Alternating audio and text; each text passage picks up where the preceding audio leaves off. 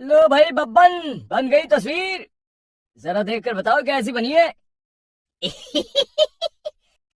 अरे भाई मोहन, मेरी सलाह मानो तो तुम रहने ही दो। एक पेंटर बनना तुम्हारे बस की बात नहीं है। हाँ, तुमने सही कहा। मुझे भी कुछ ऐसा लगता है। खैर, आज शाम की गाड़ी से मैं शहर वापस जा रहा हूँ। कुछ जरूरी काम आ गया है।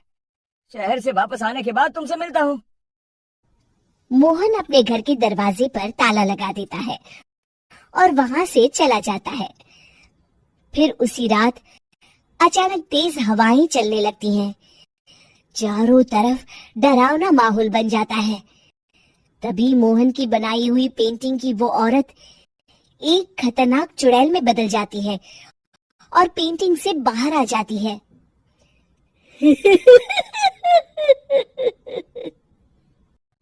चुड़ैल घर के बाहर चली जाती है। वहीं दूसरी तरफ दो चोर लाला सुखीराम के घर से चोरी करके भाग रहे होते हैं। दोनों भागते भागते गांव के चौराहे के पास पहुंच जाते हैं। तभी अचानक वो चुड़ैल उन दोनों के सामने आ जाती है।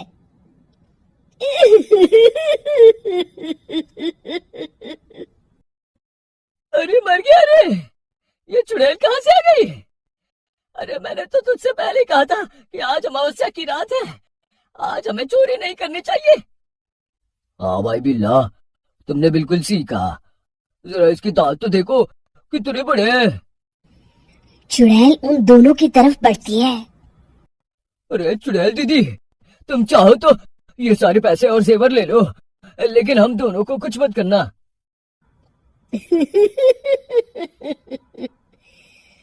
पैसे और जेवर के लालच में तुम इंसान दिखते हो, हम चुड़ैल नहीं।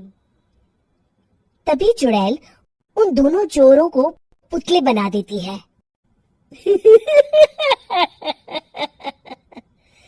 मैं किसी को नहीं छोड़ूंगी। अब कोई मुझसे नहीं बच सकता।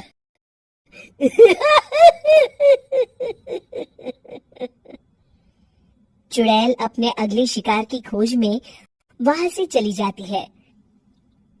गांव की दूसरी ओर जाने पर चुड़ैल को हरिया, बिरजू और बब्बन दिखाई देते हैं। आज संडे है, आज कपिल शर्मा शो देखने का दिन है। जोर से बोलो। आज संडे है। मैंने नहीं सुना। आज संडे है। आज कपिल शर्मा देखने का दिन है। हाँ, ये हुई ना बात। अरे ये कपिल शर्मा कौन है जो ये लोग उसे देखने के लिए इतने उतावले हुए जा रहे हैं? खैर, मुझे क्या, मैं अभी इन दोनों को मजा चखाती हूँ। चुड़ैल तेजी से उड़कर उन तीनों के सामने आकर खड़ी हो जाती है।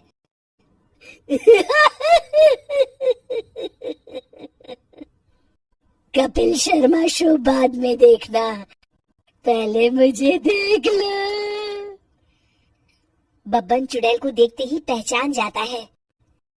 अरे ये तो तस्वीर वाली औरत के जैसी दिख रही है। मुझे अभी नहीं मरना है। अरे भागो रे! तीनों वहां से भाग खड़े होते हैं।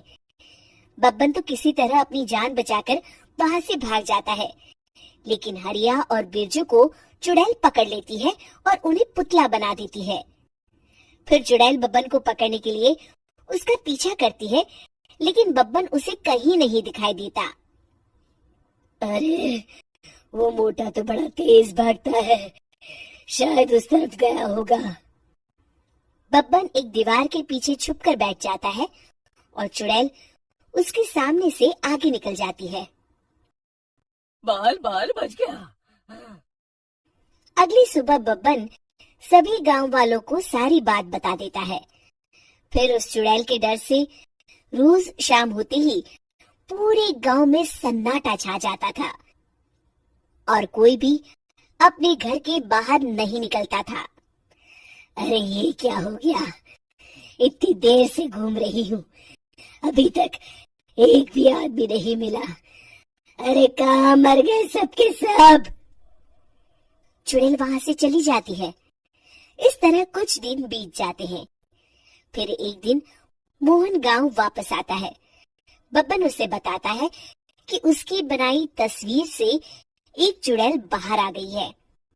मोहन समझ जाता है कि ये कोई आम कागज नहीं है।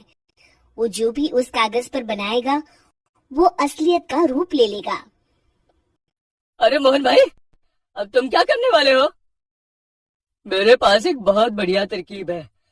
मैं इस कागज पर उस चुड़ैल की एक ऐसी तस्वीर बनाऊंगा जिसमें वो तपती धूप के नीचे खड़ी दिखाई देगी, और फिर जैसे ही सवेरा होगा वो चुड़ैल इस कागज से निकलकर बाहर चली जाएगी और सूरज की तेज धूप में जलकर राख हो जाएगी।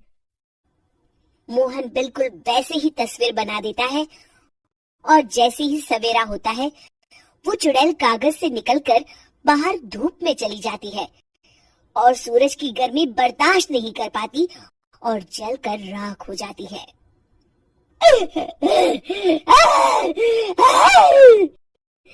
ये मुझे क्या हो रहा है? मैं सूरज की रोशनी बर्दाश्त नहीं कर सकती।